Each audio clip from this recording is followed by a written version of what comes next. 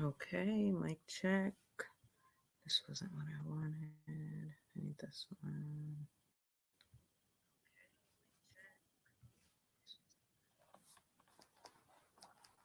Okay, looks like we are officially live. Welcome to another R&B Bay official, exclusive, I should say. Today I wanted to talk about how feminism led into the trans life. And I'm sure a lot of us have touched on this or maybe spoken about this in our individual circles and things like that. However, I wanted to do this topic to kind of segue into because I've been kind of laser focused on the whole trans movement and how they affect our kids. And hold on, let me just do a quick mic check because it looks like it's just me here tonight. And I just want to make sure you guys can hear me well.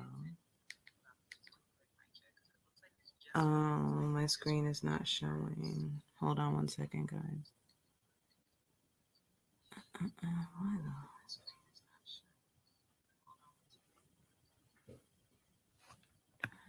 End the screen share. And then it's there. It's so weird. Okay, I'm gonna stop the screen share and try again.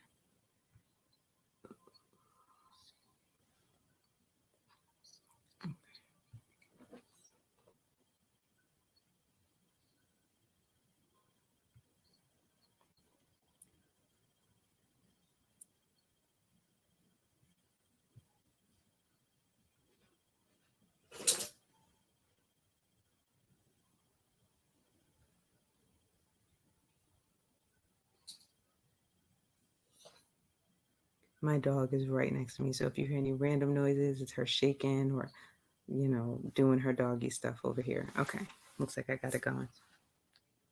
It's her shaking or, okay.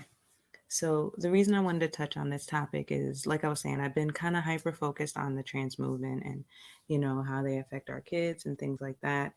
And I want to segue into, excuse me, how so many of these social movements, social justice movements, whatever you want to call them, are interconnected. And the first one that I'm going to pull to the front of the class is feminism. And I think as a woman, as a female, as someone who proclaimed herself as a feminist at one point in her life, I think that it's very important that I touch on this topic. What is happening, mama? My dog is not happy right now. Okay. Up, that's me. What the heck? This is not what I wanted. Hold on. How? Oh, goodness me. This one. Okay. This looks more familiar. So one thing I kind of stumbled upon in my search is this was a part of a greater article, but I just cut this part out because, like I said, I at some point in my life was a feminist myself. And now that I see how that movement kind of bleeds into so many other things, I had to step out of that title for myself. Of course, I believe in women's rights. I believe in rights for everybody. However, I don't agree with how far gone the feminist movement has went. I lost my English there for a second. I'm sorry, but I just don't agree with where we are now, quite honestly. So this was a quote I came across in my studies, in my research, I should say. Your feminism needs to be trans inclusive everywhere and every day. Feminism, when inclusive and intersectional, is good for everyone, including women, people of other marginalized genders, and men. Feminism is good for everyone, and so we should all be feminist.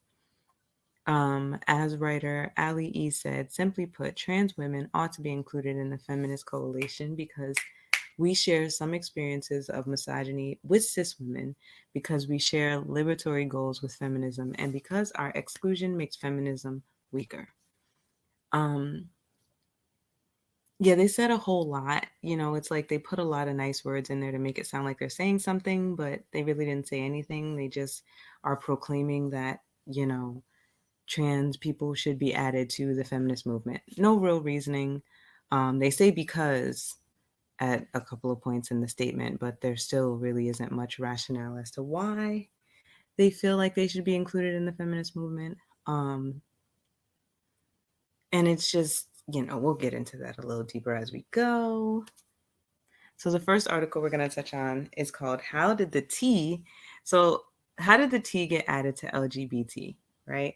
And I was not going to cover this article, but I was reading it and I read like the first, this might be all that I even put in. Yeah, just that first page that I read.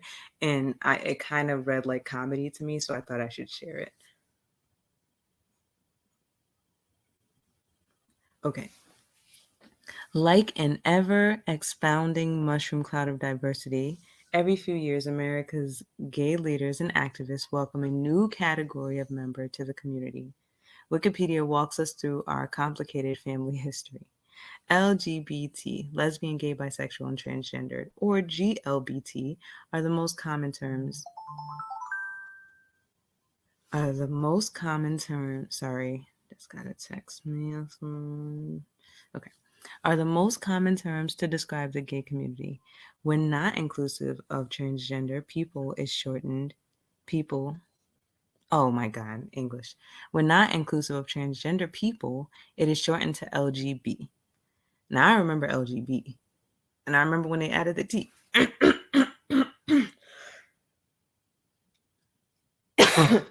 Sorry. It may also include 2 additional Qs for queer and questioning, sometimes abbreviated with a question mark, LGBTQ or LGBTQQ, or GLBTQ2.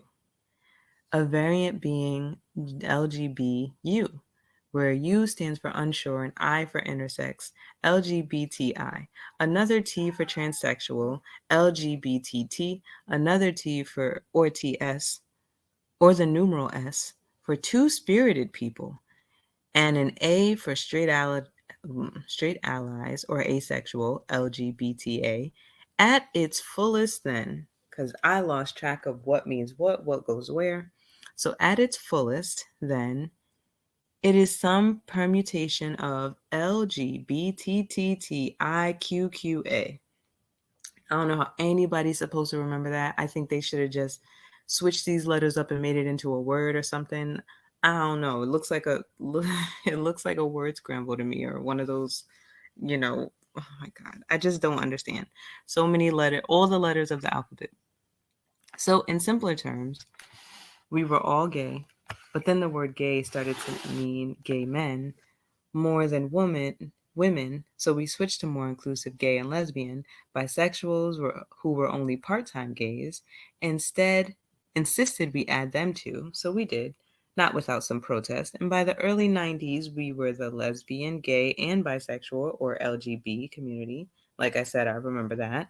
Sometime in the late 90s, a few gay rights groups and activists started using the acronym LGBT, adding T for transgender and transsexual. And that's when today's trouble started. So it was simple. We had one word encompassing everything, and then it just became a complete word salad. And that's why I call it alphabet soup now. Because if you have so many alphabets floating around, if you have so many letters floating around with no real meaning and no no real purpose, it kind of reminds me of soup. Alphabet soup. Okay. Now, what are the 4 waves of feminism? So now we're going to get into how feminism started and how it eventually went from what we know feminism to be and the feminist movement to be to what it is today, and how that allowed for the transgender movement. So since the mid-19th century, organized feminist movements in the United States have called for greater political, economic, and cultural freedom and equality for women. Yet not all of these movements have pursued the same specific goals, taken the same approaches to activism, or included the same groups of women in their rallying cry. Because of these generational differences, it's common to hear feminists divided into 4 distinct waves, each roughly corresponding to a different time period. This concept of the waves of feminism first surfaced in the late 1960s as a way of differentiating the emerging women's movement at the time from the earlier movement for women's rights that originated in 1848 with the Seneca Falls Convention. At the same time, the idea of a second wave also linked the movement to those earlier activists in a long, worthy struggle for women's rights. Critics of the wave concept argue that it oversimplifies a more complicated history by suggesting that only one type of distinct hmm, by suggesting that only one distinct type of feminism exists at any one time in history. In reality, each movement includes smaller overlapping subgroups, which are often at odds with each other. While the wave concept is certainly imperfect, it remains a helpful tool in outlining and understanding the tumultuous, I think I said that wrong, but you know what I mean, history of feminism in the United States, from its origins at Seneca Falls into the social media fueled activism. Now, the first wave of feminism is kind of what we think of when we think of feminism, like the suffrage movement, and obviously a time when women were actually oppressed. The first organized movement aimed at gaining rights for American women effectively began in July 1848. The convention. I'm sorry. Give me 1 second, guys. Let me just get a sip of water.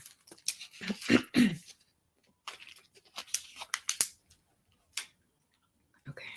With the convention organized by Elizabeth Cady Stanton and Lucretia Mott at Seneca Falls, New York, attendees signed the Declaration of Sentiments, which affirmed women's equality with men, and passed a dozen resolutions calling for very specific rights, including the right to vote, as we all know. Although the early women's rights movement was linked to abolitionism, passage of the 15th Amendment in 1870 angered some women's rights leaders who resented Black men being granted suffrage before white women. Similarly, the women's suffrage movement also largely marginalized or excluded Black feminists like Sojourner Truth and Ida B. Wells. Through ratification of the 19th Amendment, in 1920, fulfilled the principal goal of the feminist first wave, guaranteeing white women the right to vote. It's funny how they pinpoint it like it was purposely made for just white women, but obviously that wasn't really the goal at the time. That was how it turned out, because this was a time when we actually were separate due to our race and due to our sex or gender. Black women and other women of color faced continued obstacles until passage of the Voting Rights Act of 1965. Now, the second wave is where things started to get interesting, and that is from 1963 to the 1980s. And this was when we were dealing with free love, and we had just gotten birth control about 10 years before this. And Roe v. Wade was passed in 1973. So, that the whole idea of sex is changing. It's not something that is exclusive to a husband and wife anymore. People are exploring their bodies and other people's bodies as much as they see fit. And, we have certain parameters in place to allow for that. Like I said, such as birth control, such as Roe v. Wade allowing for abortions, of course. Now, in 1963, Betty Friedan published The Feminine Mystique, which argued that women were chafing against the confines of their roles as wives and mothers. The book was a massive success, selling 3 million copies in 3 years and launching what became known as the second wave of feminism, inspired by the civil rights movement and protests against the Vietnam War. Second wave feminists called for a reevaluation of traditional gender roles in society and an end to sex discrimination. Feminist or women's liberation gained strength as a political force in the 1970s. As Frieden, Gloria Steinem, and Bella Abzug founded the National Women's Political Caucus in 1971. High points of the second wave included passage of the Equal Pay Act and the landmark Supreme Court decisions in Griswold versus Connecticut, which um, allowed for patients to. Oh, I completely forgot now. Sorry, guys, I had such a rough night. Um, so that one was in regards to married couples, and it allowed for them to have a little more privacy when it came to their own their goodness, I can't remember now, and that looks horrible. But yeah, it was with married couples and their rights to, I believe it was their rights to contraceptives, but I could be wrong. And Roe v. Wade, which of course we all know, related to reproductive freedom. While Congress passed the Equal Rights Amendment in 1972, a conservative backlash ensured it fell short of the number of states needed for ratification. Like the suffrage movement, second wave feminism drew criticism for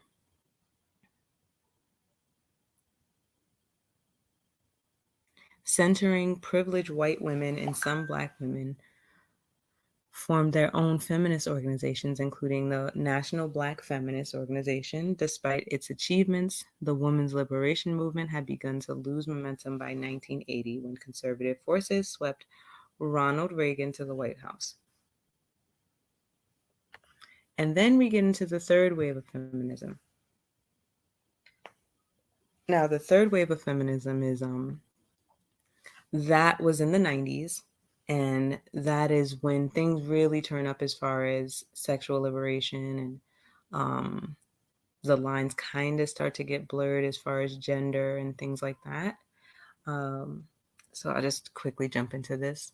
While the advances of second wave feminism had undoubtedly achieved more equality and rights for women, the movement that emerged in the early 1990s focused on tackling problems that still existed, including sexual harassment in the workplace and a shortage of women in positions of power.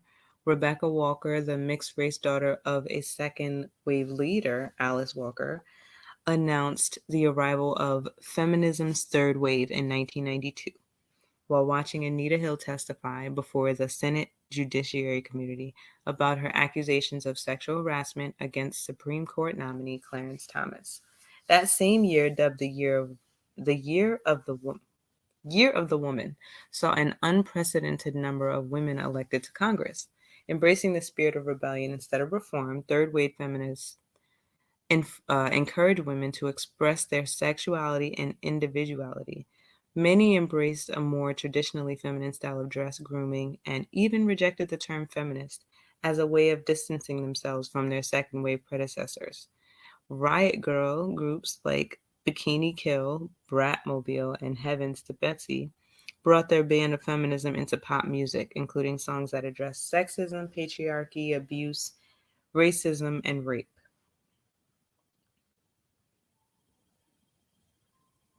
Third wave feminism also sought to be more inclusive when it came to race and gender.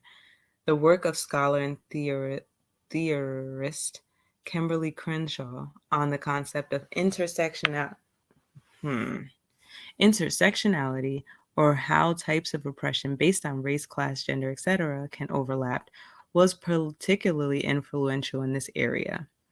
Third wave feminists also drew on work of gender theorist Judith Butler, including support for trans rights. In this type of intersectional feminism, right? So this is when feminism and the trans movement, married. This is when they started to link up and, decide to tackle the world together, I guess.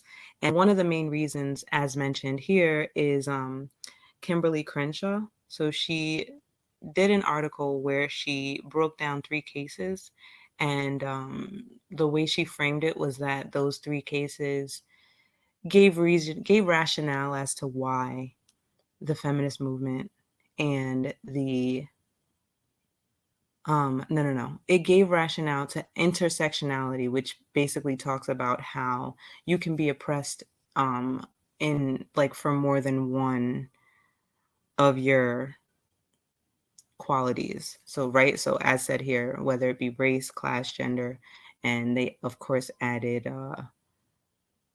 well, gender, I guess transgender falls under gender. So yeah. Um sorry guys, I'm like half out of it here. So one of the cases that she focused on was Reed versus General Motors, which is there were like 5 women who said that they were fired due to a seniority clause that was put in place to be able to fire the Black women that they had on staff, because they had only started hiring Black women at a certain time, right? It was like, one specific year. 1964 was the year, right? And so then a couple of years later, they decide, okay, anyone who hasn't been working here for this span of time is going to be let go. And it just so happened to be that all the Black women that were hired were within that span of time. And so they were trying to argue that this firing and the seniority thing was due to them wanting to get rid of the Black women on staff. However, what they claimed in the case was sex discrimination and race discrimination separately. It was determined that they couldn't prove sex discrimination because there had been white women that had been hired prior to that date. Therefore, that case was dropped. The second case was Moore versus Hughes, Hughes Helicopter, which an employer. Um, mm, mm, mm, mm, mm.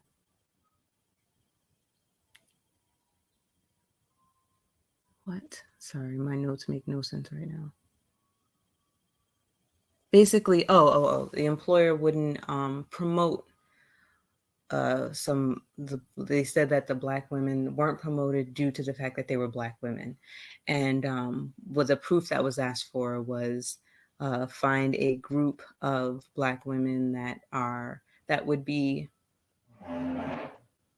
that would have all of the qualifications to meet these jobs, and see if there is actually a disparity with those women who are qualified for the jobs and who are not getting the jobs. However, the pool of women, Black women that were qualified, was too small in order for them to make that case. So that case was dropped. The third case was, it was something similar where it was like a workplace case, and they didn't find the proof that was needed in order to prove the case. Now, the argument that Kimberly Crenshaw made was that they didn't want to prosecute these cases because they were against Black women. And that proves that women who are also Black can be discriminated for 2 different reasons: the fact that they're a woman and the fact that they're Black. So this in her article proves intersectionality, and this is kind of the baseline for why today we include transgender people in feminism, right? Because they can be, quote unquote, they can be, oh, goodness, treated poorly due to their gender and their choice of gender, and then, the fact that they are, quote unquote, now women. Which I guess you have to agree with that part first in order for you to feel like they should be included in the in the feminist movement. Oh man. Now, fourth wave feminism is relatively difficult to define. That's what we're living in today. So, what they call feminism. As some people argue, it's simply a continuation of the third wave. The emergence of the internet has certainly led to a new brand of social media fueled activism. Launched by Tariana Burke in 2007, the Me Too movement took off in 2017. In the wake of revelations about sexual misconduct of influential film producer Harvey Weinstein. In addition to holding powerful men accountable for their actions, fourth wave feminism feminists are turning their attention to the systems that allow such misconduct to occur.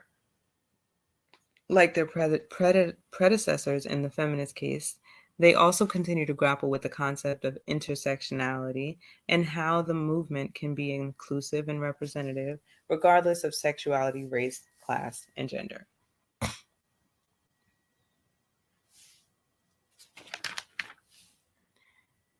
Okay.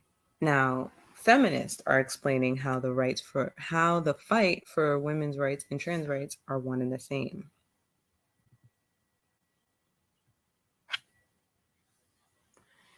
Feminism needs to be a fundamental ally to trans women in order for women's rights to progress. Author Sarah Ahmed wrote in her 2017 book, Living a Feminist Life. Now, one thing I noticed as I was, looking through these articles and things is that they make this statement so much. Like, I got tired of reading it in different ways, but I don't see much reason as to why. I don't see much rationale as to why they think that trans women need to be added to the feminist movement. Aside from this whole intersectionality thing where, they believe because they can be discriminated against based on their gender, they should be added to the feminist movement. Aside from that, there's no real reasons. And even that I don't agree with. Obviously, I don't think most people would, because if you're choosing to join, this group of people, and let's be real, most people don't agree that you should join this group of people. Um, but you're kind of forcing yourself into this group. And then once you do, now you're playing the victim and saying, well, now that I'm part of this group as a woman, I'm being discriminated against as a woman. No, you're being discriminated against as a transgender person, as somebody who decided to, whether chemically castrate yourself or actually physically do so. You're an anomaly. You are I'm sorry to say, freak show, something to be gawked at, So of course you're going to be, I keep losing my words. I don't know why, but of course you're going to be looked at, and I'm just going to move on because I am completely losing my train of thought here. Okay, speaking to Pink News, she explains her belief that being an anti-trans feminist is inherently contradictory, because feminism should work to de-establish gender roles, and the abolishment of the gender binary is a step toward that. I have been writing and living and loving as a lesbian feminist for many years, Ahmed said. I know that if you try to exclude trans people from feminism, you end up excluding so much feminism too. You are left with a feminism that doesn't interrogate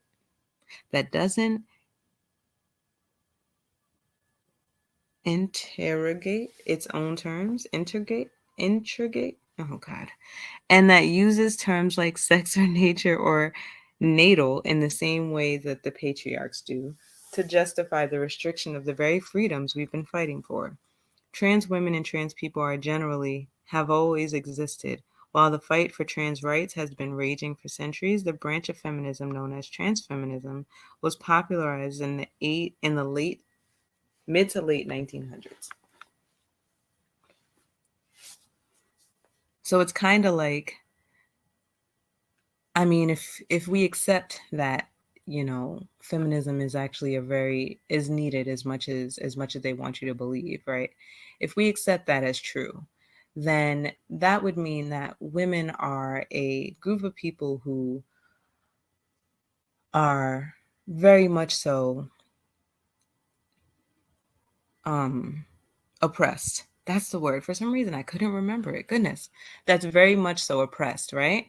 So if that's the case, why on earth would we want to add another group of people to take the, take the shine away from the group that needs help because we're oppressed, right? Because women are oppressed. So why would you add another group of people who are outside of that, who really don't fall within even being oppressed in the same ways?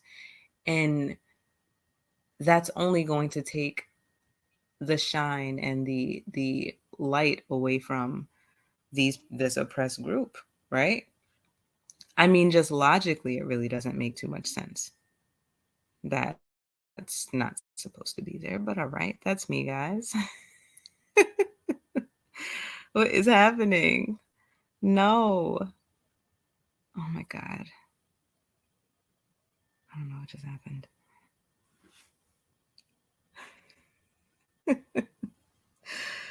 Oh, Lord. Okay, let's go back here.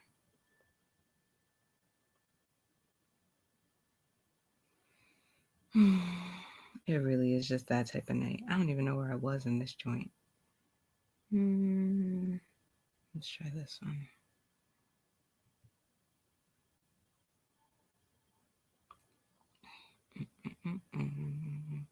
Sorry about that. Usually they fall right in order, but I'm not sure what happened there. I think I went through all these already. Yeah, yeah, yeah. Nope, nope, nope. I was like rushing. Like it was that type of night. My kid didn't want to go to sleep and trying to do 10 things at once. It keeps bringing me back to the video. That's my thumbnail. Okay. Yeah. And back to these. Okay. Once I get past these, I should be where I need to be.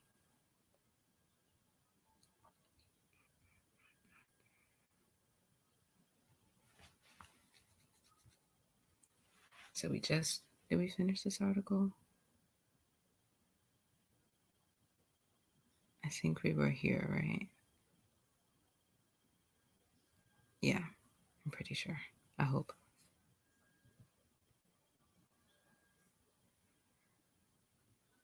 Okay. Activists such as Katie Bornstein and Sandy Stone began writing critical analysis on how the progress felt by second wave feminists could be utilized to break the gender binary and improve the autonomy of trans people. The wave of trans feminist studies eventually became a pivotal component to the third and fourth wave feminist movements, which gave rise to the idea that gender stereotypes are inherently outdated. Issues around transfeminism have shifted over the years, and due to the sudden wave of anti trans rhetoric, have become increasingly important in the fighting back against opposition.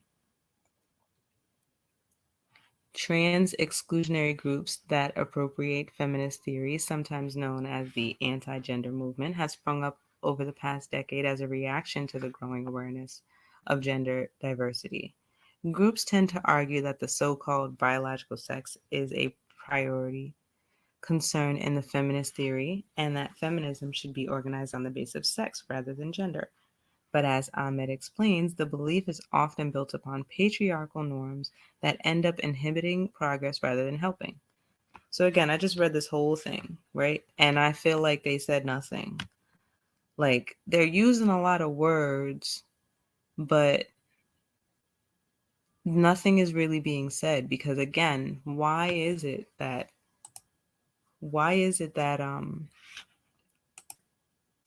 transgenders need to be a part of the feminist movement? And it says that they explain how the fight for the right is one and the same. However, I'm not really seeing too much of an explanation.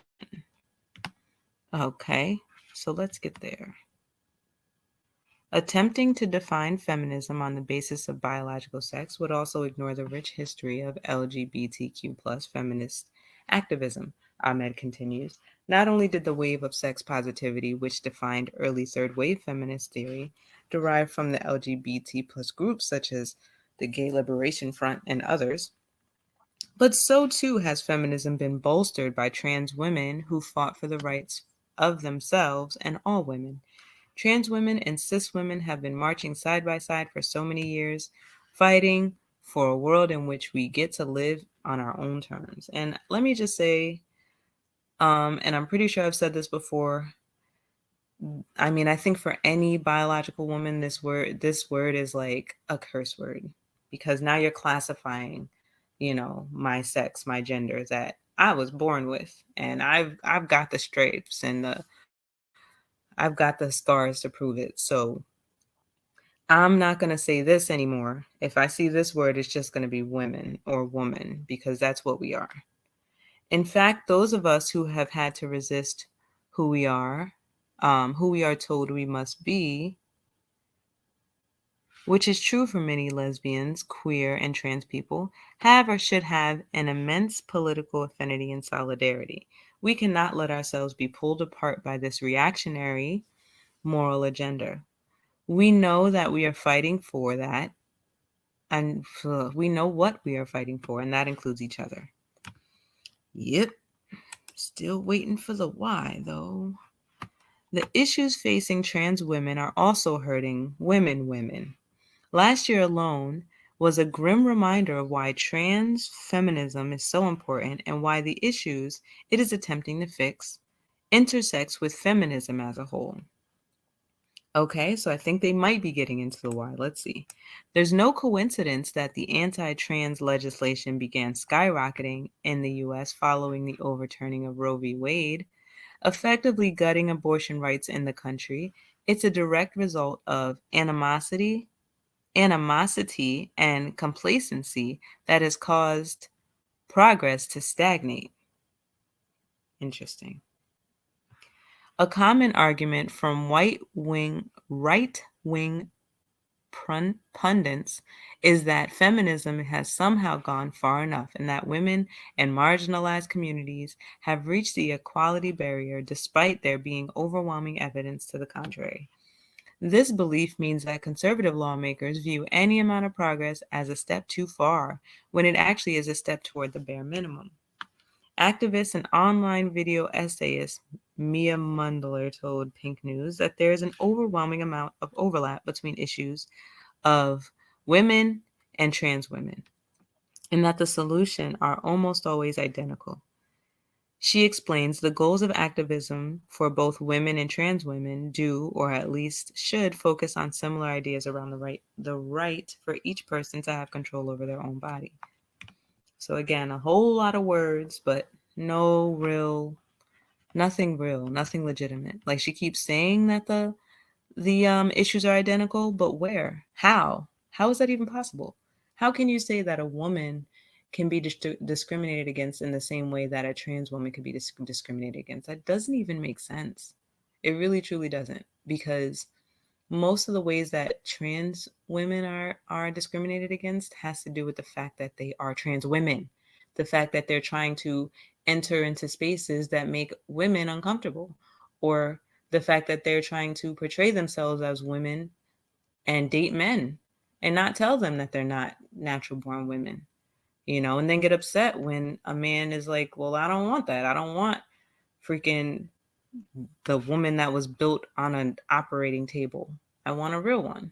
Like, I don't think that's a lot to ask. It's like, I mean, let's think about this, right? I remember as kids, and this is a very simple example, but I remember as a kid, my mom would go to the store and sometimes she would buy us the store branch cereal, right? It would be like Fruity O's instead of Fruit Loops, and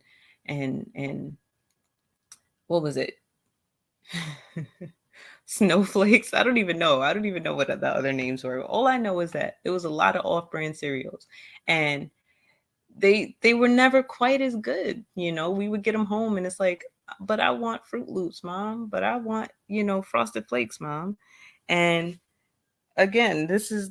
I mean, I don't think it's a lot to ask. I don't think it's a lot to ask for a man to want a natural woman as opposed to a man who made himself a woman and now wants to be treated like one. Like, you got to find somebody who's into that. Okay, I went way off topic there. But anyway, the right to make our own medical decisions around our own body, the right to not be discriminated against in the workplace, the right to not be sexually harassed, and the right of your own self-determination regardless of social ideas of gender or sex. In the same way that abortion rights are about body autonomy, Moeller says, access to gender-affirming care for consenting trans patients should be and always has been a feminist issue. There's just so much there. I mean, they're still toting the abortion rights, which is crazy because basically it's the right to be able to, kill your unborn child, get them sucked out of your body and basically blend it up. And that's equal to someone being able to cut off their penis and essentially get it blended up. So hey, maybe it is the same thing. Maybe I've been looking at this all wrong. I just can't even. I mean, if you look at having an abortion as your right, then I guess I could see why you think that having your dick cut off is your right. I guess it is. In the same way that abortion right, oh, I read that part. Mueller pointed to topics such as fertility as an issue that trans and women share, arguing that women are often forced to give birth in oppressive countries, while trans women are forcibly sterilized. Huh. So I would like to see those statistics where trans women are forcibly sterilized, because from what I understand, nobody forces them to sterilize themselves or to, cut off their sex. So how exactly are they forcibly sterilized? I mean, there's never a way that they can reproduce as a woman. So if we're talking about them being able to reproduce, then that would involve them keeping their penis and, not taking hormones that are going to suppress all those. I'm very confused. Even when it comes to housing, where women suffer from higher rates of homelessness, you will find trans women who are also disproportionately affected, she said. In almost every single issue that affects cis women, you'll find that they affect trans women as well. So look, that's the second time she said that, and I'm still waiting. I'm still waiting to see that. Where is it that we have the same issues, women and trans women? The overlap is a result of more than just inequality due to marginalization. However, it's because trans women are women too. I'd have to say no, they're not.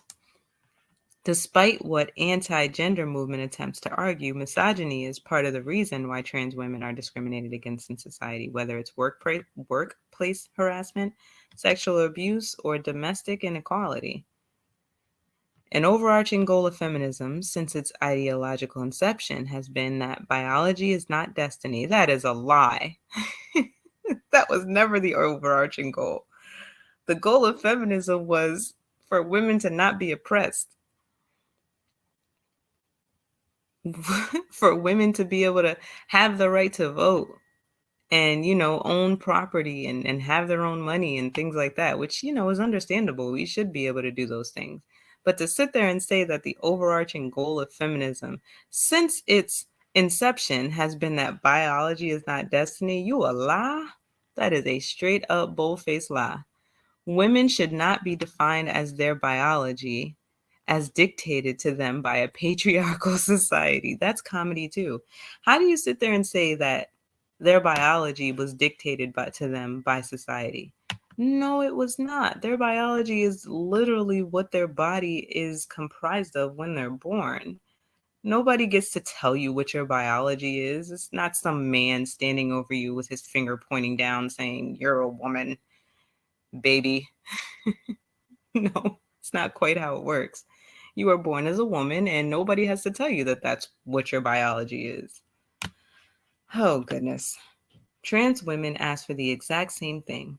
That makes us allies, not enemies. They just completely changed the definition of feminism to fit the transgender definition of feminism.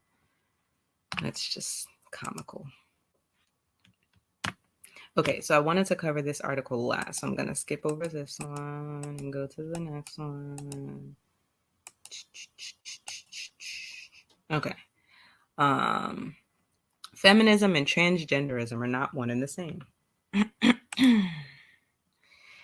Now, this is going into the whole story about J.K. Rowling and, what she said about the transgender movement and how up in arms people are about that. Sorry. Sorry, I keep clearing my throat. I have like this. Ugh. Early 21st century social movements have brought about significant political reforms and cultural attitudes about women's rights. The Me Too movement in 2018 brought to light a culture of sexual abuse in Hollywood and other so called elite circles. The Me Too movement spurred women to come forward and speak out against sexual abuse by prominent figures like film producer Harvey Weinstein, actor and comedian Bill Cosby, and Wall Street financier Jeffrey Epstein, which ultimately led to charges and convictions of sexual behavior and rape. Convictions of criminal sexual behavior and rape. For many, these events solidify America's commitment to human equality since the beginning of the women's suffrage movement in the 19th century.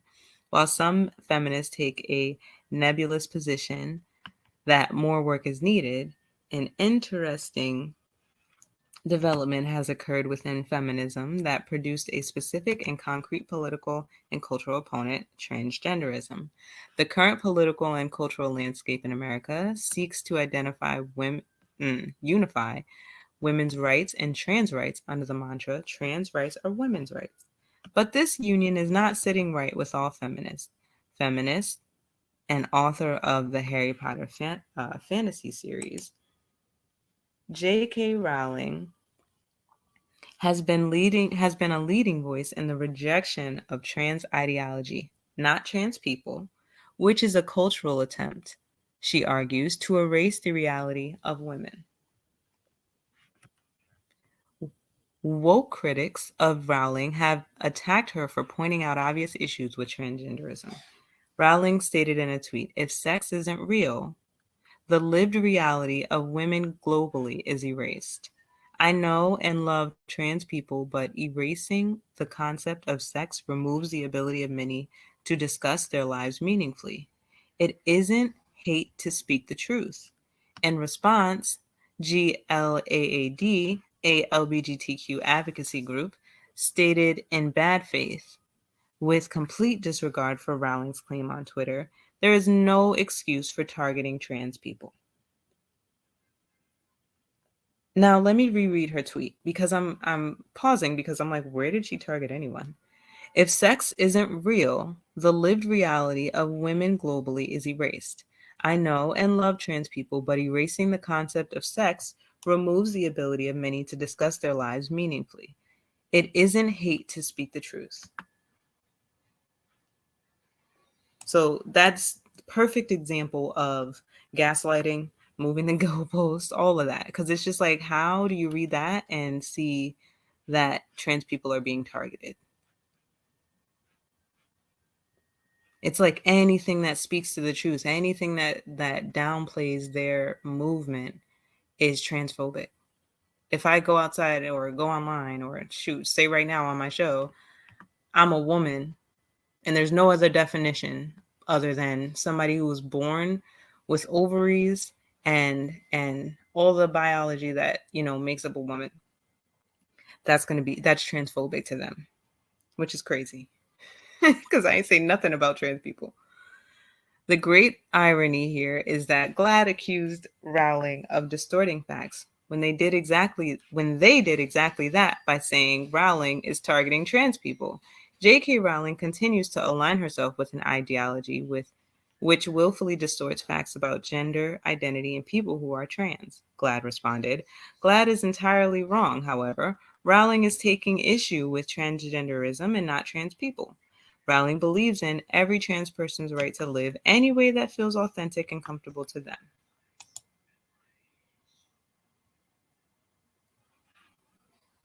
Rowling is correct, however, when she points out that current social schemes advanced by transgenderism come at an expense of women's rights. Due to woke activists like GLAAD privileging transgender identities, transgenderism has all but physically erased womanhood in a distinct social category. As a result, these political and cultural forces and new social movement has emerged under feminism to reestablish its unique political and cultural interests. Feminists are starting to identify themselves as trans exclusionary radical feminists, or TERF, in response to what proponents viewing at in response to what proponents view as erasing women's rights. Their frustration with transgenderism, guided by the totalitarian hand of woke, goodness gracious, progressivism, is understandable. What is advocated now by woke progressives under the phrase women's rights are changed in language, menstruating people, birthing person, and cisgender women, from, in my opinion, all of which are insults. Like, don't call me none of that shit. From the perspective of TERF activists, the only right that woke preservatives advocate for is the right to erase biology and stereotype women.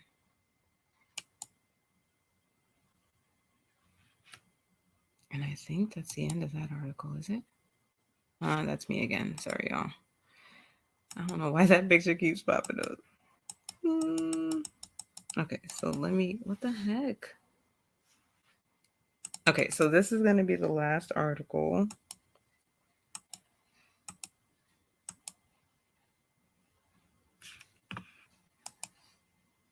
Okay. Why trans women belong in women's spaces.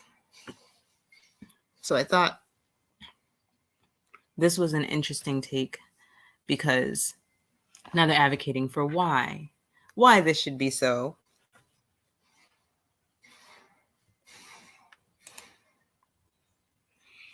I skipped some stuff because she was just like talking about nothing. But I would describe what's going on here as an unjustified moral panic. A moral panic is when a widespread feeling of irrational fear becomes targeted at a group or individual because they are perceived as a threat to societal views and interests. Perceived is the key word here. Cultural theorist Stuart Hall has written of how, despite crime statistics, a media-driven anti-Black moral panic around mugging in the 1970s in the UK drove criminalization of Black men. The press planted racist tropes in the white public imagination. Perceived threats to white people's safety legitimized very real institutionalized racism and increased policing of Black people, all the while distracting the public from the wider economic crisis. I don't even know what she's talking about right now. It's like she is seriously losing me. And I'm sure I'm not the only one.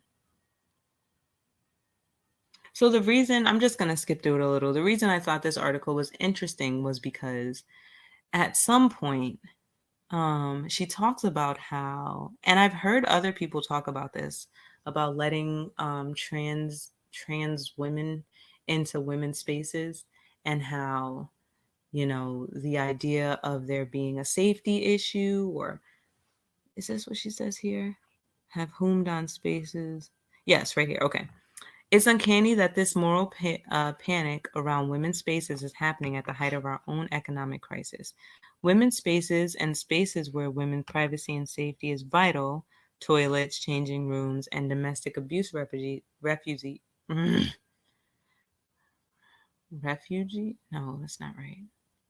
For example, gender critical feminists have homed in on saying spaces as a physical and metaphysical representation of women's safety in society have become conflated with trans rights to a devastating effect.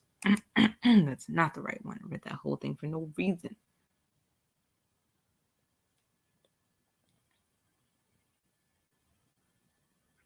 This was the one. The argument around women's spaces goes as follows. If trans people have the right to legally self-define their gender, then women's spaces and women within them will be vulnerable to violation by some sexual predators. This claim simply does not stand up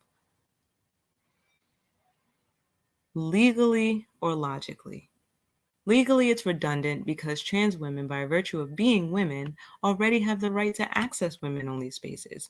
Logically, it makes no sense. The perceived predation is based solely on the potential presence of someone who may or may not have a penis. It's a dehumanizing and paranoid claim rooted in fear of the unfamiliar trans bodies. It's fantastical given that men have been raping women in our own homes with impunity for centuries. So you're saying that, so you're admitting, I'm just like, what? So you're admitting that, men have been raping women with impunity. We even add that, which is just like great, for centuries. And you don't agree that we should continue to protect women because obviously this is something that's been happening with impunity for centuries. So you think that now, because it's happening in our homes, we don't have to worry about it in our designated female spaces. That's just asinine. Like that, it makes zero sense. But to address her point of the claim of women being in danger in these spaces just doesn't make sense and doesn't stand up logically or legally. Well, okay. So, where are we? Let's see. And these are just a few of the articles that I found in my quick and dirty search. And I'm not even going to read them all the way through, but just to highlight that it's happening. Trans women, men dressed as women, have been entering women's spaces for a while now. And what we're seeing is increased rapes and sexual assaults in these spaces that they would not have been allowed in. Judge rules. Loudon County teen sexually assaulted female student in girl's bathroom. I think this is one that Citizen Man actually covered on his show. And it's a boy who sexually assaulted a girl in Virginia. And then they moved him to another school where he was able to sexually assault another girl in the bathroom. And supposedly he's a straight boy, according to his mother. And but he's dressing up as a girl to go into girls' spaces. Wearing a skirt, he's raping these girls. 15-year-old girl.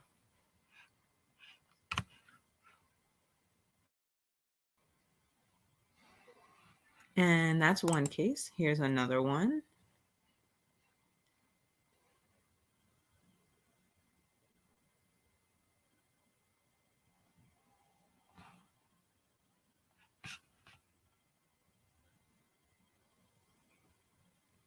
This was a Rikers inmate who raped a female prisoner, because now they're letting transgender women into women's prisons, of course.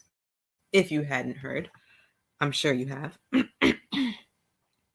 And he got sentenced to 7 years for raping a female prisoner. This happened, that was last year. Oh, goodness, all of these ads on this stupid page. But yeah, like I said, I wasn't going to read it, but that's another story of that happening. So that's now 2 cases. And like I said, this was just a quick search. So her saying that, men entering women's spaces doesn't really put them in danger is crazy.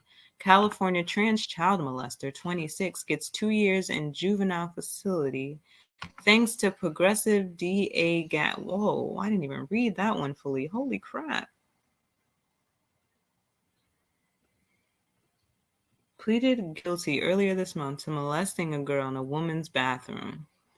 And it happened back in 2014 when he was 17.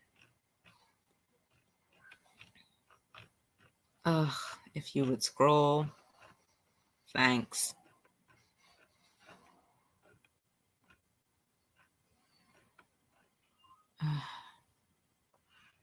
County judge I know I said I wasn't going to read it, but this one, it just kind of sparked my attention for a second. County judge on Thursday ordered Hannah Tubbs, a transgender California woman, to serve 2 years in a juvenile facility as she pleaded guilty to sexually assaulting a 10-year-old girl in 2014.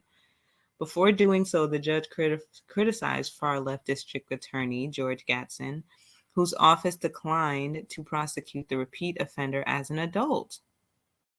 Wow. He recently pleaded guilty to molesting the girl in a woman's bathroom 8 years ago when he was 2 weeks from turning 18. At the time of the crime, he was identified as male and went by James Tubbs. He did not identify as female until after he was taken into custody, according to prosecutors. Well, how convenient. He's 26 years old, not a kid. Now he's 26 years old. Now he's admitted to it. Wow. And that's the freaking cycle right there.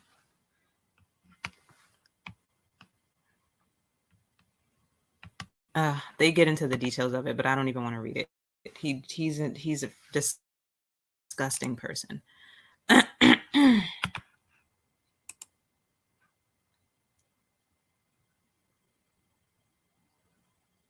And then the last one was transgender woman 18 sexually assaulted girl 10 in Morrison family toilets just weeks after using mobile to peep a cell phone. This must be from like the UK or something. To peep on another girl in Astaluz. Yeah, lose toilets. Wow. So yeah, this is what we're dealing with, guys. So to sit there and say that, there's no danger and no. Oh no, I wasn't using that anyway. To sit there and say that there's no danger and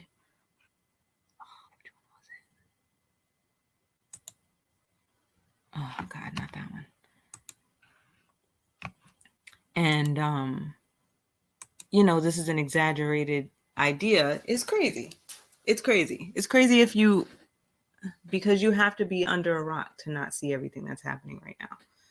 So all of this to say that the feminist movement, as we all know, started as, something that obviously had a real cause of giving women who were actually oppressed at the time the rights that they did not have, right? And basic rights to vote, basic rights to own land and things like that.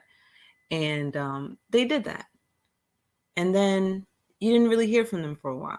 And then came the second wave of feminism, where it started to get into more of like the sexuality and women wanting to the whole free love and of course Roe versus Wade was passed within that second wave.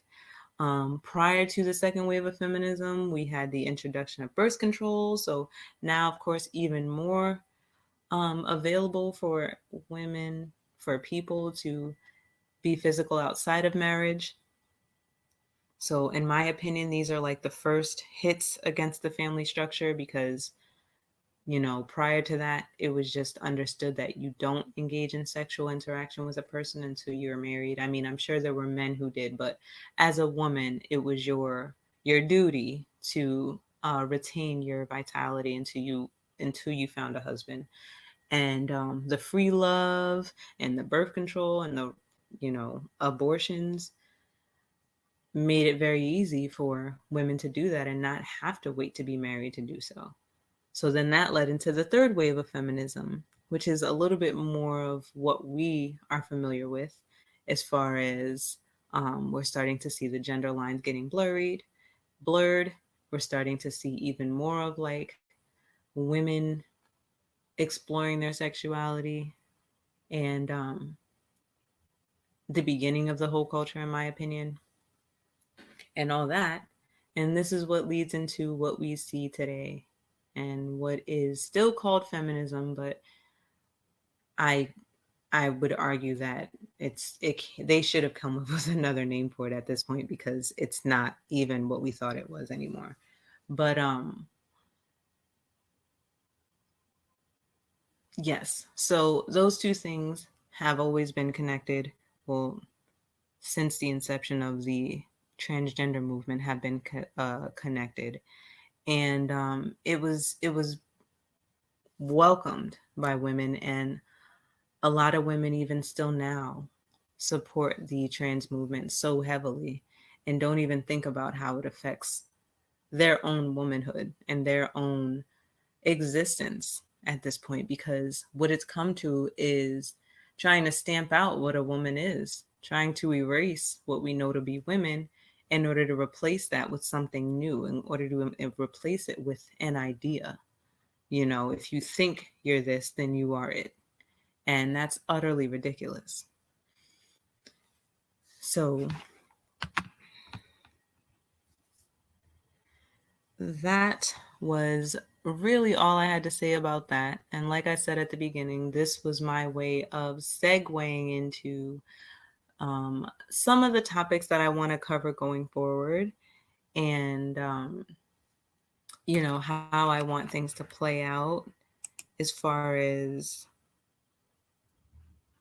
my future content, because I have been, like I said, hyper focused on the transgender movement and how it affects our kids, and you know what we're seeing as far as um, everything everything that affects our children, of course. And I want to segue into more topics, and this is going to be one of them. And I am a little off tonight, and I'm sure you guys can tell. It's just taking me a little bit to kind of get my thoughts straight and get my words out, and trying to decide if I should touch on this topic or not. So I know that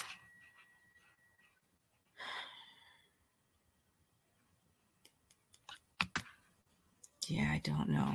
See, it's hard for me because I know that you guys know that, you know, of course, I am dating Citizen Man, and most of you are here because of that interaction.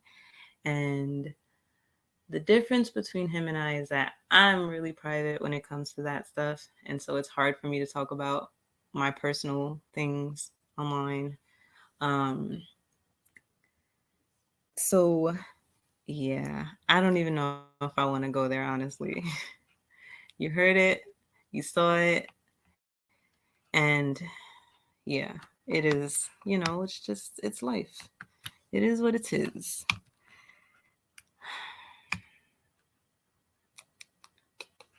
So, like I said, that was pretty much all I wanted to cover here. And so I did not do any promo tonight, of course, I always forget. But if you have not subscribed, please go ahead and hit the subscribe button. Don't forget to hit the like. And I am, of course, going to be live again next week. Hopefully not as tired and drained, so it'll be a little bit more smooth. But Saturdays is the night for me for now, until I figure out another night that might work better. Yeah, so Saturday night for sure. And if I can get the nerve up to do something else in between, then you'll hear from me then. If not, then check me out on Saturday. Once you subscribe, of course, hit the bell, because if I do drop something in the meantime, then you want to know right away. Why wait, right? So, yes. I'm like on the fence about it so bad.